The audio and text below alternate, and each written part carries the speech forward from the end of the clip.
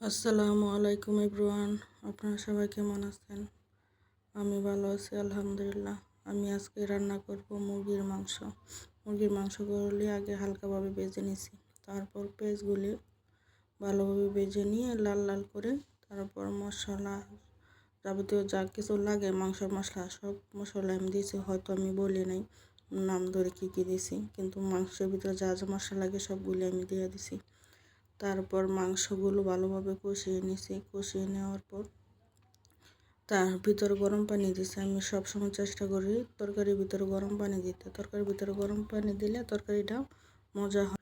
দিয়ে দিলাম সাথে কয়েকটি আলু মাংস তরকারির ভিতরে। আর মাংস তরকারির ভিতরে আলু দিছি, আমার আলু অনেক পছন্দ।